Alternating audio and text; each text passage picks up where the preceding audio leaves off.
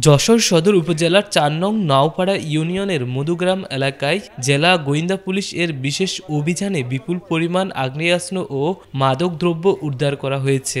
আজ গভীর রাতে পরিচালিত এই অভিযানে ৫টি বিদেশি পিস্তল, ১০টি ম্যাগাজিন, ৫০ রাউন্ড গুলি ও প্রায় ৪.৫ কেজি গাঁজা জব্দ করা হয়। অভিযানে লিটন গাজীর বসতঘরে তল্লাশি চালানো হয়। এই সময় তার শয়ন কক্ষের বিশেষভাবে লুকানো স্থান থেকে অস্ত্র ও মাদকদ্রব্যগুলো উদ্ধার করা হয়। আজ দুপুরে পুলিশ সুপার সৈয়দ রফিকুল ইসলাম সংবাদ সম্মেলনে জানান, লিটন গাজী মধুগ্রাম গ্রামের নুর ইসলাম গাজীর ছেলে। উদ্ধারকৃত অস্ত্র ও মাদকের বিষয়ে জিজ্ঞাসাবাদ করা হয়েছে এবং তার বিরুদ্ধে অস্ত্র মামলা ও মাদকদ্রব্য আইনে মামলা দায়ের প্রস্তুতি চলছে। তিনি আরও জানান, উদ্ধারকৃত আগ্নেয়াস্ত্রগুলো কোথা থেকে আনা হয়েছে এবং এগুলোর সঙ্গে অন্য কোনো চক্র জড়িত আছে কিনা তা খতিয়ে দেখা হচ্ছে। তদন্ত শেষ হলে বিস্তারিত জানানো হবে। আমরা একটা চমৎকার অভিযান করেছি। এই একটা অস্ত্রের অভিযান করা হয়েছে। আপনারা জানেন যে আমাদের জেলা গোয়েন্দা সংস্থা শাখা যেটা আছে, আমাদের additional SP crime and ops, আমাদের সদর সার্কুলার এসপি, তারা মিলে মোট 5টি বিদেশি পিস্তল, 10টি পিস্তলের ম্যাগাজিন, 50 রাউন্ড গুলি এবং 4 কেজি 500 গ্রাম গাঁজা উদ্ধার করেছে। এটি আপনারা জানেন যে এই যে ভদ্রলোকের কাছ থেকে উদ্ধার করা হয়েছে তার নাম হলো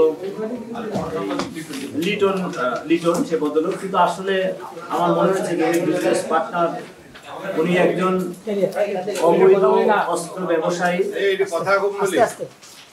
উনি আসলে একজন অবৈধ অস্ত্র ব্যবসায়ীর হয়তো ক্যারিয়ার অথবা বিজনেস পার্টনার অথবা টাকার বিনিময়ে হয়তো এটি করে থাকেন। তার নাম হলো, তবে আরেকটা কথা বলি যে এটি আসলে আমাদের চমৎকার একটা ইনফরমেশন গোয়েন্দা ভিত্তির একটা ফলাফল। আপনারা জানেন যে এটি করার জন্য আমাদের জেলা পুলিশের গোয়েন্দা শাখা এবং আমাদের সিনিয়র অফিসাররা অনেকদিন ধরে এটির পিছনে লেগেছিল। তো তারা গত রাত্রে এটি সফল হয়েছে। আমরা ইনশাল্লাহ এই ধরনের অপারেশন অব্যাহত রাখবো। আপনারা ইতিমধ্যে বলেছেন যে অপারেশন আসলে হুট করে হয় না, অনেক সময় এটি আসলে প্ল্যানও করতে হয়, এটিও সত্য। তবে আমরা গতকালকে আমি এই বিষয়ে আমার অফিসারদের সঙ্গে কথা বলেছি যে আসলে আমরা যে ইভেন আমার সিনিয়র অফিসার জিজ্ঞেস করেছিলেন যে এটা কি লুট হওয়া পুলিশের কোনো অস্ত্র কিনা। আমরা বলেছি না, এটি লুট হওয়া কোনো অস্ত্র না, এটি নতুন অস্ত্র, সিমস টু বি নিউ এবং ভারত থেকে আসা। এবং আমরা জিজ্ঞাসাবাদে জানতে পেরেছি এটা তারা চিটাগাং এবং কক্সবাজারে প্রেরণ করতে চেয়েছিল। তো তারা হয়তো প্রায় এই ধরনের ঘটনা ঘটে থাকে। তো আমরা ইনশাল্লাহ এটা বেনাপোল থেকে এসছে এদিক থেকে। তো আমরা আমাদের গোয়েন্দা শাখা যেটি আছে তাদেরকে অত্যন্ত কার্যকরী ভূমিকা রাখার জন্য আমরা কাজ করবো ইনশাল্লাহ।